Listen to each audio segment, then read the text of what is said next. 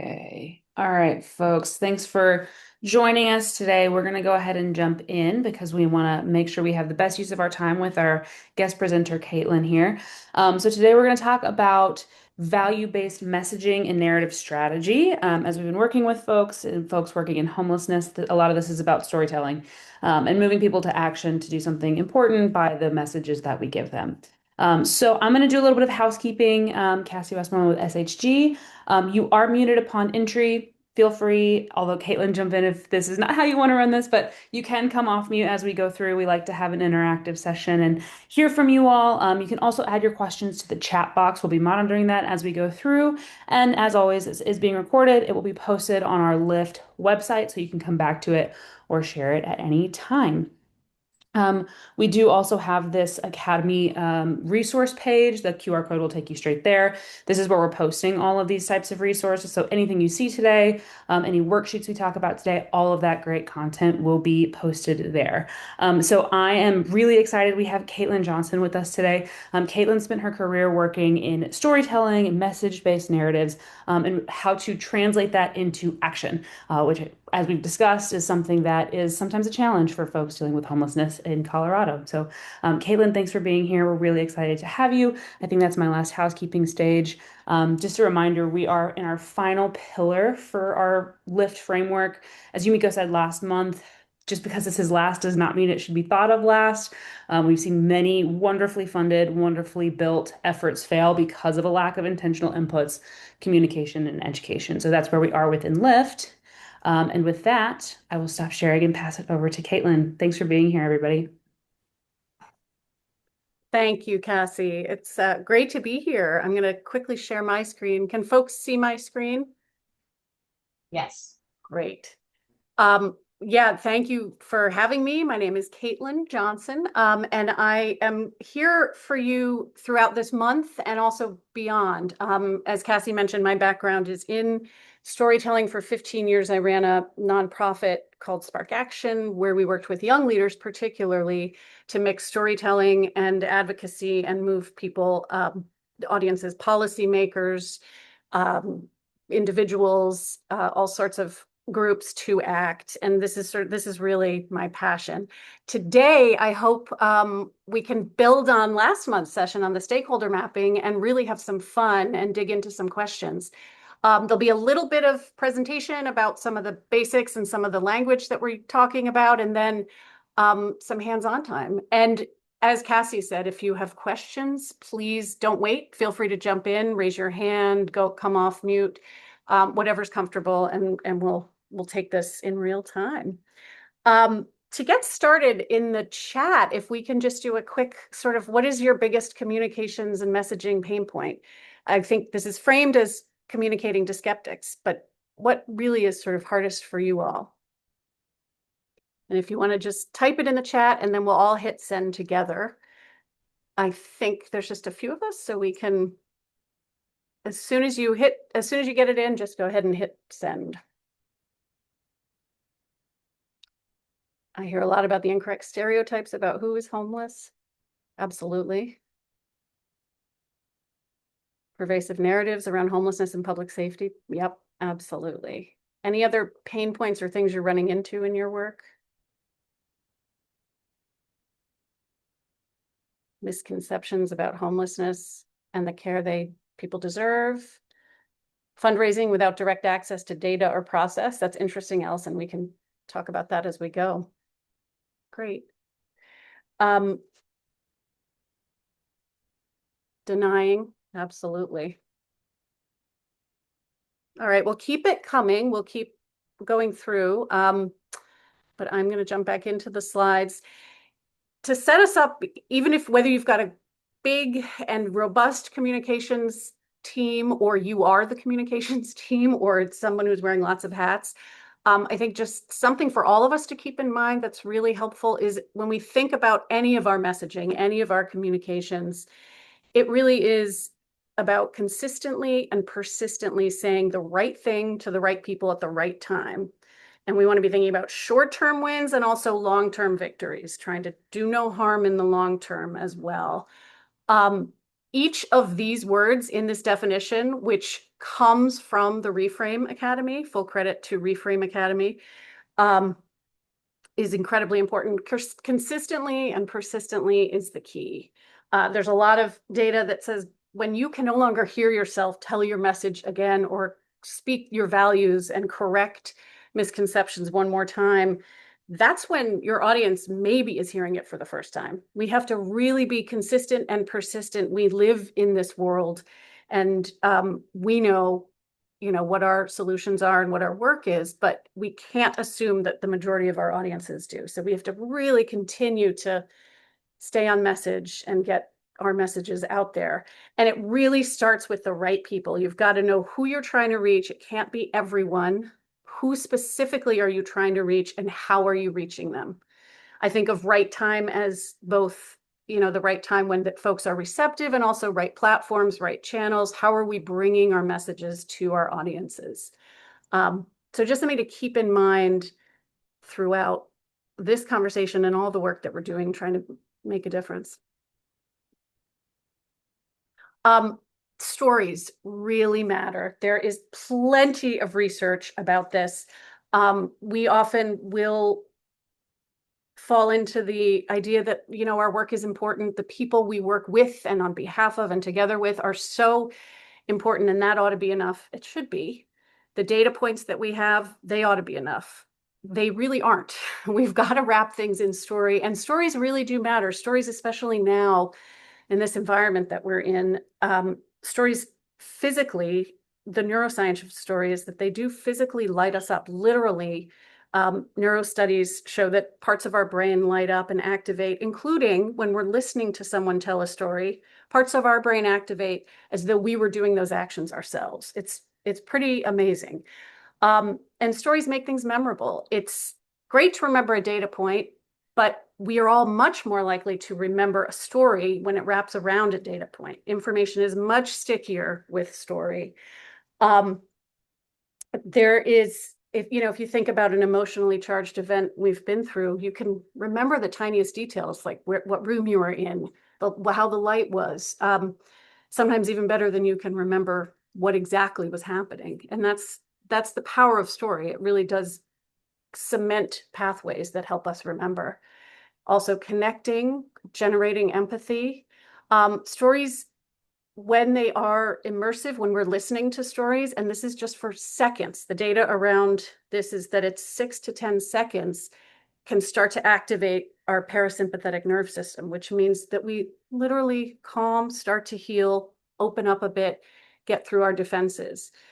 So where possible, we absolutely want to lead with story, include story, doing it responsibly, doing it safely, making sure people own their own stories and are actually sharing the stories themselves wherever possible.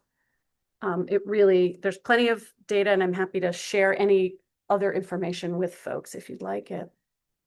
Some of it too is that our thinking minds are not rational. They're not thinking minds. Most of the decisions that we make are automatic, instant, which means that we have to recall, especially now with all the information coming at us, we've got to recall things very quickly. And our mind does that by jumping to assumptions, to preconceived notions. We hear a word, we think we know what it means. We think we know in our cases, we think we understand when we talk about who is homeless. We know it. So we fill in all those assumptions automatically. And it takes a lot to get us to slow down and really be deliberate.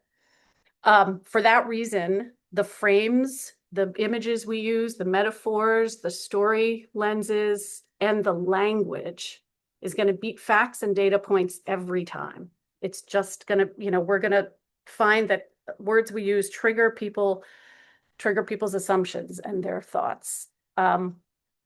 A really great way to counter that is to think in every message that we deliver, every time we're talking to any of our key audiences, how are we framing our issue, our work, the people we work with? Many of you may know Trabian Shorters, the founder of Be Me Community. He's a fantastic researcher and pioneer of asset-based framing.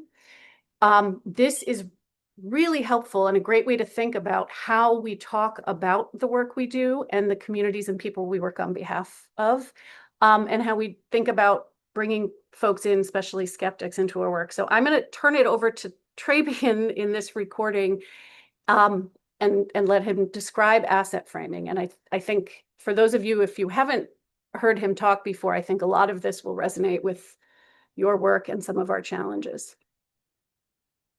Asset framing is about not defining people by their challenge, right? So once you recognize that I aspire to be a scientist or a leader, or maybe I just aspire to graduate high school, like I have a goal to be a student, right? Whatever that aspiration is, if you acknowledge that aspiration before you go into my various challenges, you're telling a truer story about me, right? I don't run around believing I'm an at-risk this or a low-income that or a high poverty, high crime. Like no one carries around those labels thinking that's how I'm going to face the world, right? What people think about is I want to maybe go to school. I want to maybe someday own a home. I want to maybe possibly get out of this neighborhood or come back to this neighborhood and build. Whatever that person's aspiration is, if you haven't bothered to acknowledge that aspiration before you engage them, then you've made them an object in the sentence. They are a thing to be dealt with, to be moved, to be manipulated. They are not a person. And once you start to engage people as obstacles, once you start engaging people as problems, then recognize that you've now become the problem, right?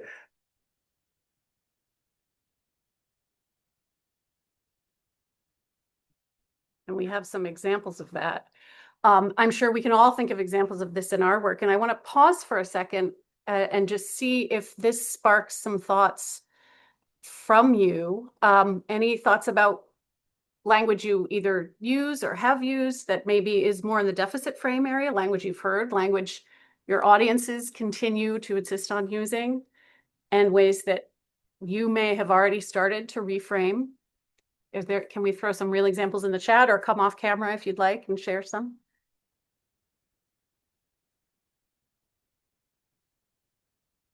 Knowing there's only a couple of us in the room, no pressure, but it would be great if we had a few.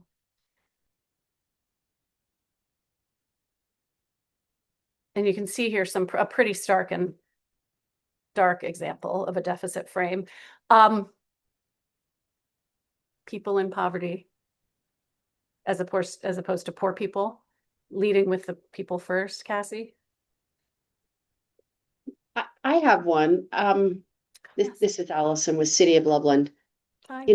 My audience is frequently our city council, and it has really been difficult when a city council member looks at it from the deficit frame, those people, and then fill in the blank, to be able to have something at the ready to reframe it. So it isn't necessarily, it's exactly what you would expect to hear in terms of the deficit frame. But the reason I'm here is to gain skills in then looking at it from the asset perspective and how to communicate that without, and have it seem natural versus argumentative. That's great. Allison, thank you.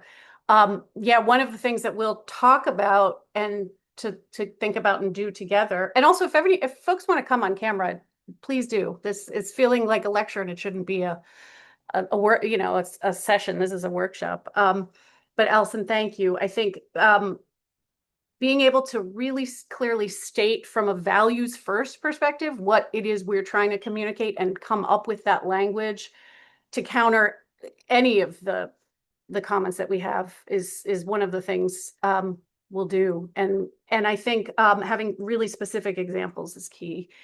One thing that this gets to for me is the idea of never repeating it. So I'm jumping ahead a bit here, but the idea of trying to debunk it by either coming straight at it argumentatively or by repeating what they say and then trying to reframe is a terrible way to do it. And I'm sure it is not how you do it. But that won't ever work because first of all, when we debunk something, there's a lot of research about this, but when we debunk something, if we repeat the argument or the deficit frame, in some cases, they will remember that we said that, that it actually will lend the credibility of our name and our organization to it, rather than having them remember what we said next.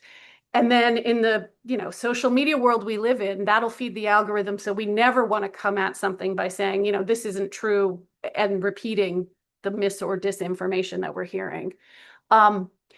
Reframing it by starting with a value, trying to listen for what is it that they're feeling, what do they value, what are they afraid of, what's getting in the way, and then acknowledging that to pivot to then our solution, our message, can be effective. And the other thing, this something that I certainly have had editors and English teachers say, we want to be really efficient with our language. We want to cut things down and narrow it. And in fact, in our work and in our messaging, we really don't. Often there's a cognitive bias. Again, it gets to the previous slide of the rational brain and versus the intuitive brain. Certain phrases, certain words are just going to trigger cognitive bias, and nothing after that is going to change. Nothing will get through. So even this example of foster child or homeless person, poor people, can actually trigger a certain cognitive bias in the person we're talking to. So slowing it down and being clunkier sometimes is actually a great way. Clunkier and accurate can be a way to signal to folks, to their brains, that this is maybe different information, maybe new information. A young person living in poverty, a family a family who's couch surfing, other things that we've, language that we use that an editor would try to trim. We should stick with it. And being very careful when we're even in social media to not just shorthand stuff. So that's one thought for that. The other thing is also thinking about who we're talking with. In the case of city council, Allison, they may be this fourth category, our opposition. And in general, we would say in messaging and in movement building, we don't message to the opposition. But when they're in positions of power and we have to, then we've got it. We've got to find ways to get to them. And for all of these, it's helpful when we think about audience mapping, which is what we'll do during the session, and build on the stakeholder mapping. It can be really helpful to think about where in this quad do folks fit. Are they our base? Do they already know what we're talking about? And are they already our believers? And in that case, what do they need to then carry the message to skeptics in their networks? Are they persuadable, which is, another key group for us? What do they need? What's getting in the way of them actually supporting the work we're trying to do? Similarly, influencers, who is going to be able to move the folks we need to move? And then opposition. And again, in general communications and marketing, we pretty much ignore the opposition because we don't want to feed negative algorithms, but often we're not lucky enough to do that. So thinking back about the July stakeholder map, if you have a stakeholder, just loosely figuring out where they fall here can also help you think about the messages and their values. Because that's the most important things. Thinking about our audiences, everything we do really does start with audience. It has to come back to who are we talking to, and very specifically who. Allison, in your example, city council is a great specific audience. It's not policymakers or legislators. It's a very specific audience, and you can get even more granular and specific and think, who on the city council are you talking to, and what do different members of the council actually value and need to know and feel? And the message might be slightly different for each of them. And so picking up on last session, figuring out what they value is key. And I'm just curious to know if folks, Allison, you or others, I don't mean to put you on the spot, but how do you figure out, particularly with the example of city council members who may be really operating in a deficit frame, how do you figure out what their values are? Do you feel like you have a good handle on it? I'm wondering if this session will make that link. So, for example, to highlight the positive part of what they value, it would be businesses thriving, the city not, as they would say, or people have said, littered with encampments, the parks available for children, like those kinds of comments. So having, the kind of the words that get used if you don't have somebody experiencing homelessness in your community. Yeah, absolutely. Um, and a great way to find those out is to look at what they're saying in the press, what they're saying in meetings, what they're saying at city council meetings, and hear that language. And it sounds like you've got a strong sense of the value, and that's a really those all the examples you just listed are a great place to start, because those are the shared values. That's really what connects your work to their work. And there's session materials that if you haven't had, you'll get after the session, but there are a lot of ways to listen for those values. Social media is a great way too, just looking at what they're doing and saying on social, and pulling out the examples that you just gave, that language and those words can become the starting point for the message and the conversation.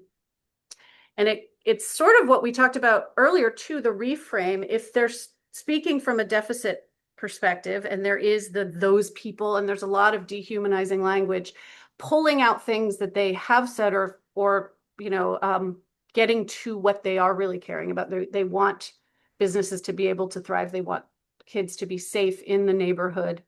And using that language to reframe in real time with them as you're talking is an effective way to do it. Naming too, as you just did, naming what is getting in the way. So if those values of safe neighborhoods, thriving business, what's getting in the way? What is the fear? Taking a moment to actually name the fear as much as you can. And also they may think they know that they've got wrong, and then naming that in conversation with them. Another important thing is to think about, who do they trust? Who will they listen to? Maybe they've got some blinders about certain folks or messengers who they've sparred with in the past, or who they think they know exactly where they're coming from and what they want. Who might they listen to? And who do you have in your own networks? Are there people on your board? Are there donors? Are there folks who, might be local business leaders who can get in there and actually deliver these messages in a way where the defenses start down, don't start up, and making sure to equip them with your messages and stories and information to take in.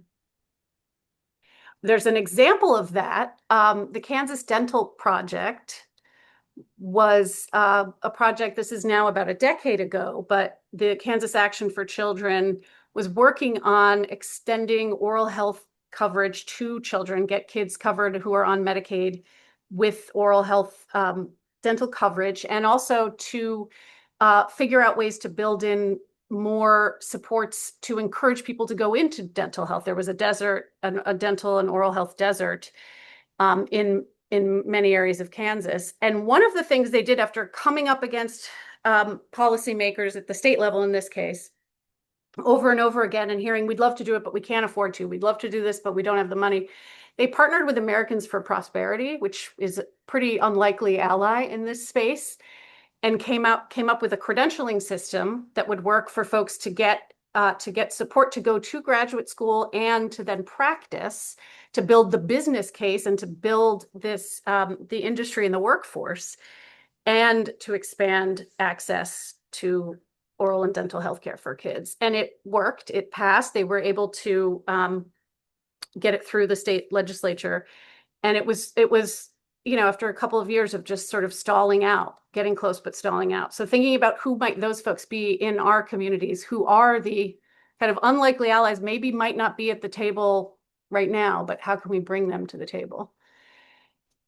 And then another thing is the literally bringing folks to the table. Who could you get in the room with you when you're talking to your skeptics, in this case, city council members? And if you can't bring folks into the room, can you bring video, audio safely?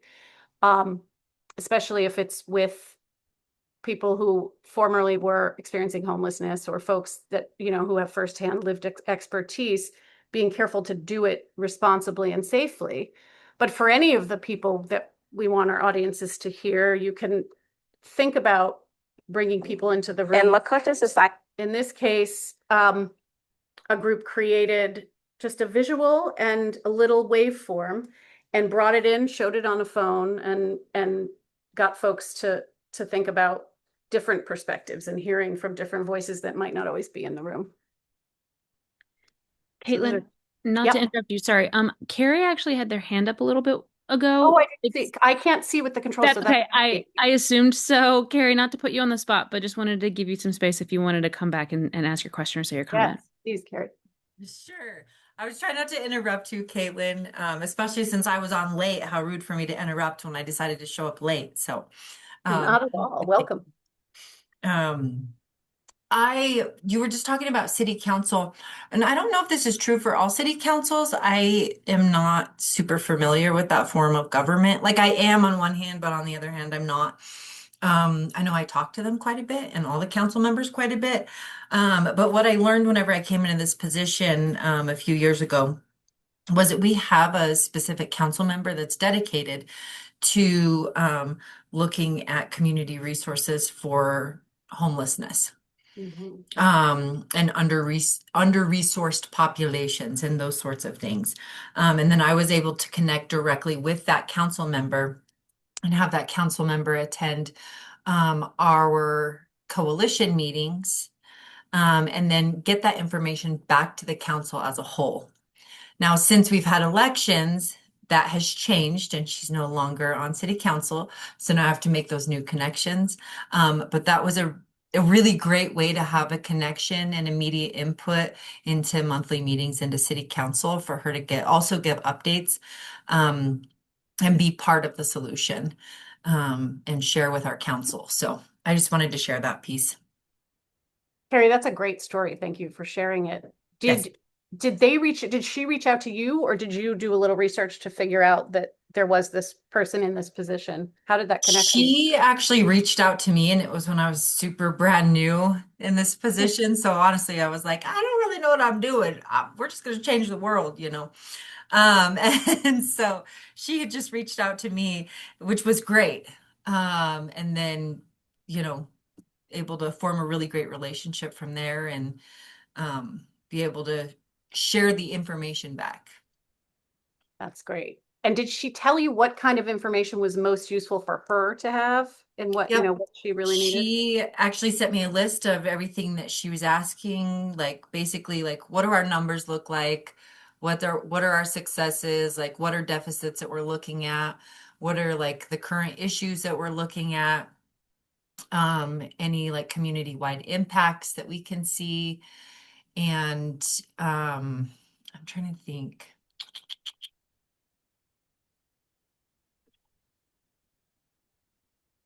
Any gaps, that sort of stuff. Yeah, that's great. That's great. And I think having not all, in my experience, not all city council members have someone focused on specific issues like that, but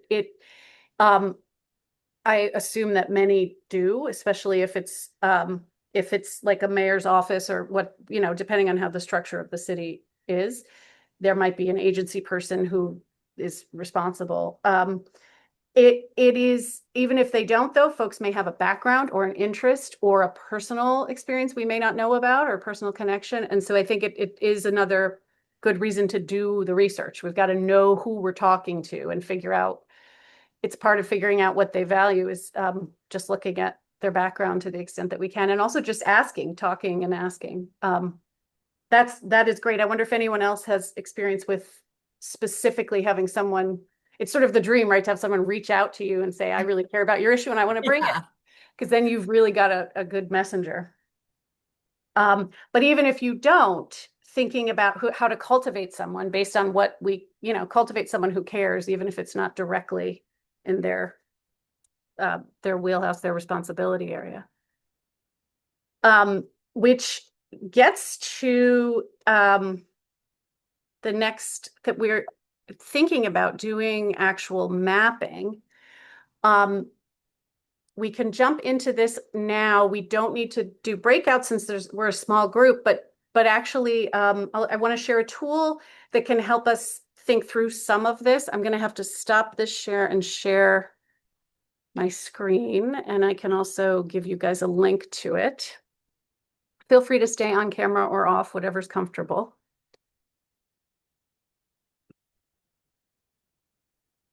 But we can spend a minute right now just thinking about our audiences based on, oops.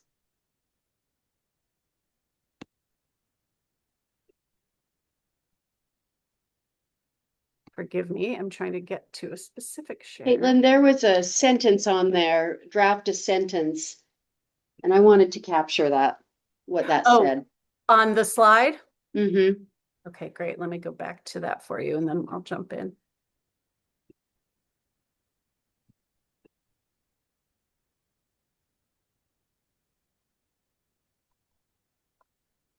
Thank you. Sure. And I'll show you, I'm going to bring us to the tool, which will take us into that a little deeper. I'm just trying to figure I'm just having a little trouble sharing.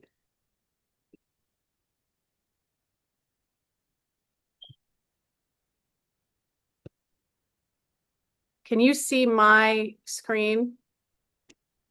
Yes. Do you see? Okay. And it may not be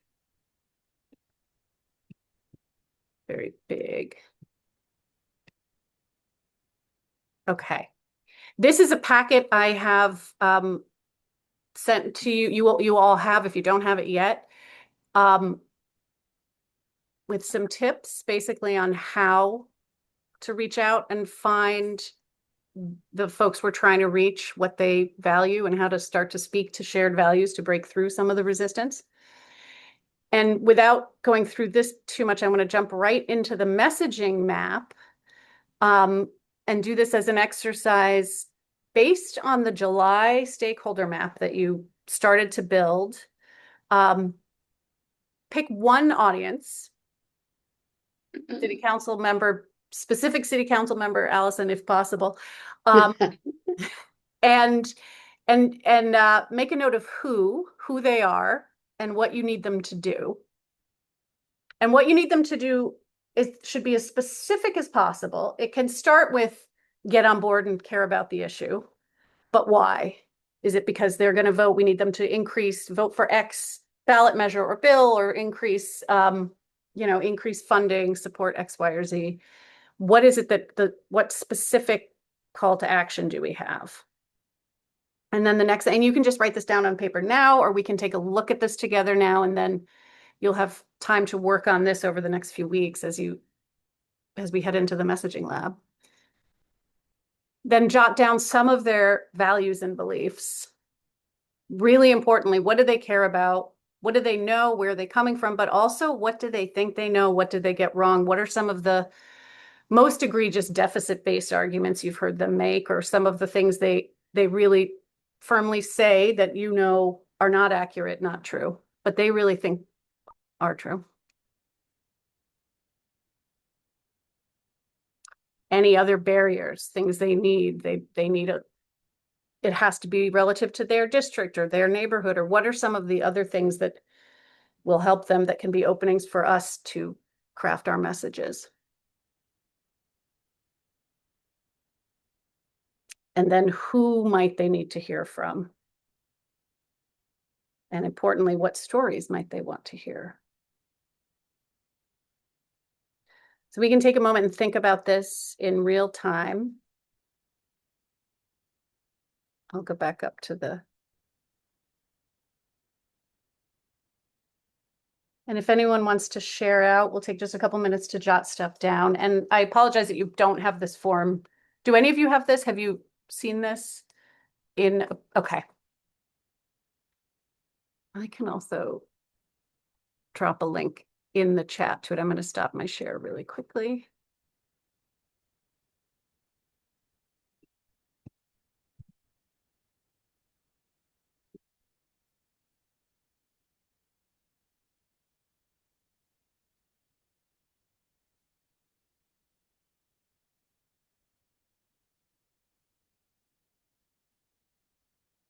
Oh, it looks like I don't have access to share from the computer, but I can share it from a Google Drive.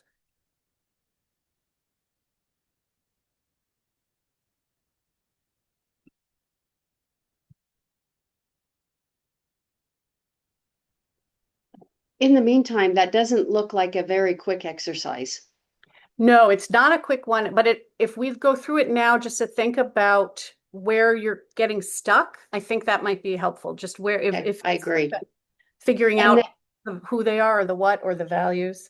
And then using my example, we have 9 people on our council. And when it comes to participating in programs for people experiencing homelessness, I've got 4 on the yes side, and frequently 5 on the no side. Mhm. But of those 5, I've got 2 leaning toward the middle. So under the banner of not working with the opposition, it seems to me that you wouldn't recommend that I go clear to one side, that I would probably start with the 2.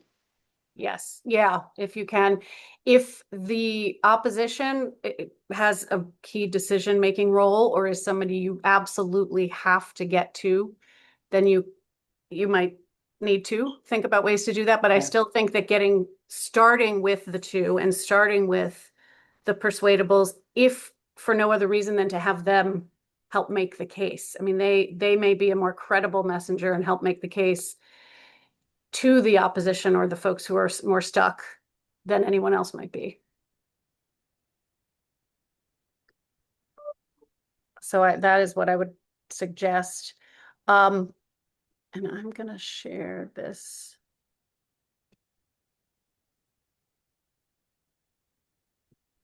Do you feel that you have what you need to speak to them? Me? Yeah. No, not yet. Not yet. I've given up. So Oh, no. I'd have to go back and really listen to everything newly. But I do have somebody, I mean, to be the best part of it is I do have somebody who will be speaking to them who isn't me. Oh, good. And that's a blessing. Yeah. Well, that is great. And then thinking about what do they need? Can you equip them, make sure they've got the right messages, the right Yeah. snippets and stories? And for those persuadables, this is where storytelling really is important.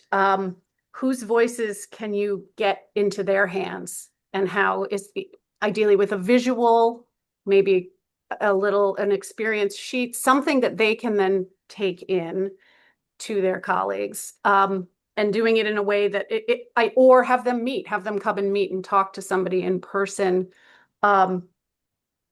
because that's something that is really story based and memorable can start to move folks, and also having things that you can pull and repeat very quickly can be helpful. I just dropped the link in with this exercise, and maybe take a moment and just look at page 2 where it's the audience mapping sheet. And if there's any barriers or places where you're really feeling like you're getting stuck, for any of us, anything we might want to talk about. And then I do have some other ideas and tips and very concrete things as we think about how to move people. But it all starts with who.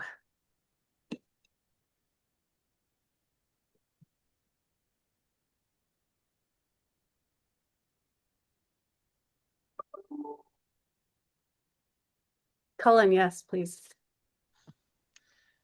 I'm off mute now. Good. I was wondering if you could speak more to kind of like the credible messengers portion of that sheet, because one thing I've seen happen in a lot of these communities that I've worked with or I've lived in or for orgs I work in is that they kind of alone become the sole messengers, and then it kind of just becomes like, oh, well, they're the homelessness person. Of course they would think X, Y, or Z, right? Like their reputation sort of precedes them in terms of, yes, it's obvious you care about this issue, but I'm curious more in terms of how you go around to sort of not only understanding your audience, but also understanding like what messengers may sort of tap into what they care about, or they may be more receptive to hearing from, if that makes sense.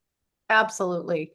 Yeah, I think in the example I shared about Kansas, I think thinking about who is not already in your list of the, you know, the go-tos, there who might be a good messenger, who is there someone in the business community? Are there local um donors or philanthropy? Who might be somebody who's not already in heavy rotation? To reach out to and engage. And some of that is also just looking at social media, looking at Reddit, looking at where the conversation's happening, and can you identify folks? That can be challenging, but and also listening to in the city count to really go into the city council example, looking at testimony, looking at things folks have said. Who are they quoting? Who are they thinking about? And is there anybody there who could be a messenger? Um, and thinking, once we've identified who some of these other messengers are, then making sure they have what they need in terms of the messages, the data, the stories, to not get caught up in uh, any more deficit kind of messaging, but also to really cleanly and concisely share our message. So identifying who they are, and then also making sure that we're supporting them, coming from where they care about. So if they're, you know, if you've got a credible messenger who's a local business leader who is coming from that position, making sure that you're speaking to their values so they can authentically share Yeah. our stories. Colin, go ahead. Yeah, and I'm wondering what the opportunity is for sort of as you start to think through some of like what your primary messages are, not to continuously just use Allison's example, right? But of city council, right? Like if part of your message is that you know that these two sort of on the fence city council members have been particularly persuaded or have this sort of framework about sort of community and thriving businesses and like a downtown area that's like right for, you know, like economic development, and you sort of start to think, how could we develop a message that sort of organically fits within homelessness? If a messenger would be sort of like a business leader, or if you approach it from kind of like a community health perspective, right? Like hospital leadership or other folks that could kind of carry the message, if that's sort of a strategy that you think can kind of pair really well together in terms of like message continuity and expecting sort of reasonable champions to sort of come to support the overall message, if that's sort of the framework you should be thinking in, or if there's sort of a different way of approaching it.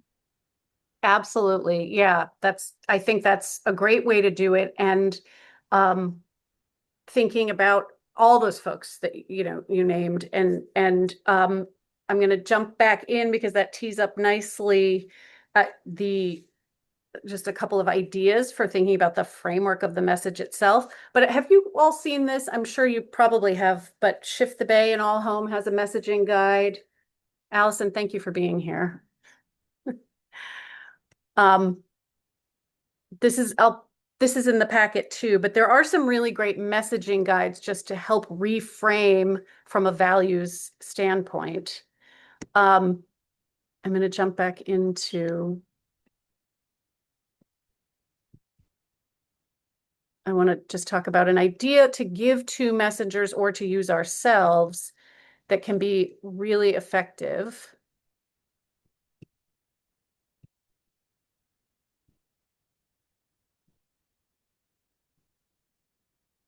Oh, it's taking a second to pull this up. Get back into share.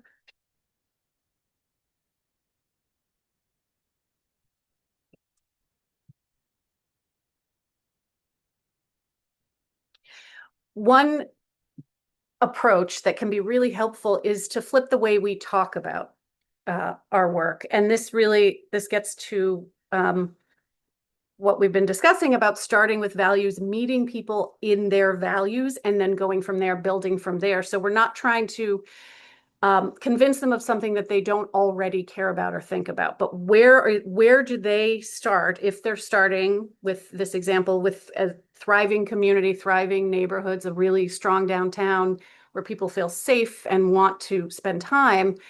The typical way we often would structure arguments that we all learned in school and that we often do is just, what's the problem? There is, X number of people in our community are experiencing homelessness, or the downtown has people are visibly homeless downtown, and then moving to our solution and then putting in data and our call to action. There's nothing wrong with this structure. It's the structure that we often work in. But Cullen, as you're saying, it can really reinforce just this idea that this is the same old argument. This is the same thing we've been hearing, and it gets people really thinking about the problem when we really want people to really be thinking about our solution. So starting, whether you're speaking to a city council member at a city council hearing, whether you're sitting one-on-one with someone, whether you're having a conversation on the phone, thinking about a hook that comes from the solution and from our values, but could just be as simple as the world you're trying to achieve, the goal you want to have, starting very specifically from your solution, then backing into, this is, we know what's happening. This is part of what's getting in the way is, and how your work addresses that. So playing around with flipping the script and starting with solution can break through some of that cognitive bias and get people to be thinking vision first. And there's some examples in the packet, some actual stories and examples of reframing and flipping. And one of the things to do before the message lab is to play with this and think about how you might be framing a hook and a solution to get to your skeptics and not just trigger the same walls to come up. So that's the solutions approach, which I think is pretty handy. And here's an example of it in action that you might not immediately think of as an example of starting with solutions. Let's see if you can see what I mean.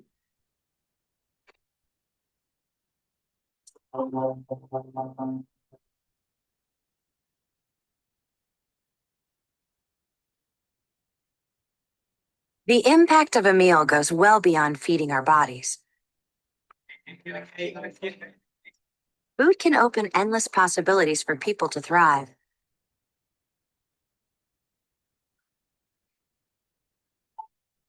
Because when people are fed,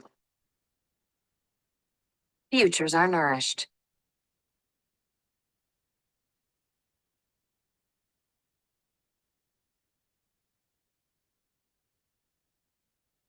Everyone deserves to live a full life. And with your help, together we can end hunger. Join the movement at feedingamerica.org/act now. Oops. So that's an example of really reframing, not starting with the problem, not starting even naming the issue, but really in visual and in narrative storytelling, painting the vision of the life we want to have. And ideally with this, it ends on a very concrete call to action. In this case, it's join, go to the site and join. In our messaging, we want to give people something very concrete to do next. But I liked this example. This campaign was a pretty effective campaign and just a nice way of returning us to humanizing and asset framing, thinking about graduation and thriving. What does it mean? What do we need?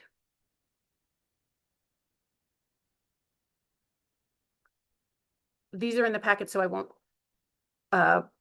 spend too much time now, but we've talked a bit about ways to persuade our skeptics and how to get folks on board when they may not be, or they may think that they know what we're going to say. Um, offering context, reinforcing their feelings. As Allison mentioned earlier, if they start with a deficit frame, if they really are coming at this from the idea that people who are homeless are the problem, we can acknowledge their feelings without acknowledging what they're saying. Acknowledge that if they are saying this because they want safe streets, a thriving downtown, we can acknowledge that and then move on to our message. There's a couple of role play examples in the packets. And again, we don't want to repeat any of their negatives, but we really want to take the gist of where they're coming from and shift it into where we want them to go. The last thing I'm going to end with, this is a teensy bit long, so I'm not going to play the whole thing, but I'll share this, but this is such a great and empowering example of somebody refusing to be moved when getting kind of hammered with the deficit and the negative message. It's a great way. It's sort of a nice media moment of staying on message. This is a daycare center owner, a child care center owner who there was a man who, you're going to hear a lot of problematic language from the report and from the person. I just want to flag that. But if you listen to what she is saying and how she continues to focus on the message of the work she's doing, I sometimes I get chills because I think it's just a really great example. Before I hit play though, I do want to just pause and see if folks have questions. This is kind of a way to go out before we talk about the specific mapping work. Are there other thoughts or questions before I play this? Carrie or anyone? Nope, you're doing great. This is really good stuff. Really good. good stuff. Thank you. Great. Karina, James, anything? I can't actually see the chat at the moment, so if there's anything in the chat, do folks want to just ask? And if not, all right. Thank you, Karina. All right, I'm going to hit play. And again, the beginning is a little hard to watch, but she's a pretty inspiring speaker, and he really tries to get her. All right, Earl. Well, a suspected drug dealer tries to use a Midtown daycare for cover. Police say Terrell Phillips was selling crack cocaine on Peach Street Tuesday, and they saw him doing it. And he took off. They followed him, and he made a run inside a Midtown daycare center. Trey Paul live at that daycare center with the director this morning. So I can only imagine they must have been wondering what was going on there, Trey. They are. Terry Oliver's here with us, Ernie. She's going to help us understand what exactly happened. How did this guy get in, Terry? Actually, our door was locked, and we keep it locked every day. He came to the door and knocked on the door and rang the doorbell. And we came to the door and said, "How can I help you?" And he kind of pushed his way in. And we said, "How can I help you?" And he said, "I need to use the restroom." Was he using the intercom at that point? We You used the asked. intercom. So you opened the door for this stranger. Well, we opened the door for a person who could have been patronizing our business. Okay. Because we're servicing 82 students. We don't know every parent, every grandparent, every mother, every father. So we opened the door and said, "How may I help you?" It is a viable business. And so most businesses open doors and ask questions. "How can I help you?" Who made the call to let this guy in that they've never seen before? Actually, this person who came to our center could potentially be a client. And so since we are a business, when a potential client, or all of our customers are strangers until we know them, we open the door and say, "How may I help you?" Because to you, it's a stranger. To us, it's a potential client. And the cameraman's a stranger today. So if he came to our door, our first question would be, "How can I help you?" Because it's a business. Does the intercom work? I mean, do you have the ability to say, "How can I help you?" from the outside and then question and screen the person before you actually let them in?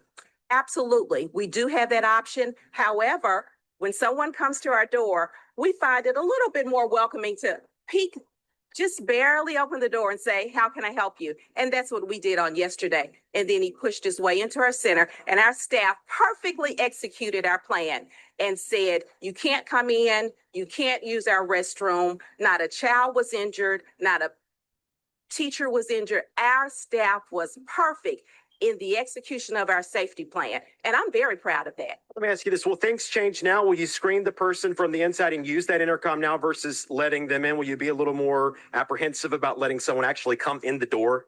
this is a viable business, I'll say again. And so we'll welcome customers into our center. We'll execute our safety plan just like we did on yesterday. And we'll continue to say, how may I help you? And our prayer is that it will be an exchange like it has been for the last 21 years.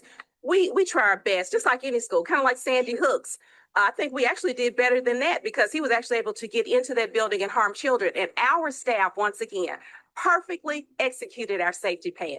Perfectly. This is a business. And so we welcome customers, and every customer is a stranger until we get to know them. Absolutely. So we'll review our system, but I actually think our system worked perfectly. Not a child was injured. Not a parent was injured. Not a teacher was injured. No one was injured. And we've been here 21 years, and I stand firm on the fact that we executed our safety plan perfectly. Would it have been perfect if you'd said, how can I help you from the inside versus opening the door and just choosing the intercom only and extending to them and being welcoming that way versus opening the door? I think that could have possibly been another news story, or something with the Better Business Bureau. We're coming into your business or asking to come into your business and to see your business and say, hi, how can I help you? We want to know about your business, and we're talking to them through a door.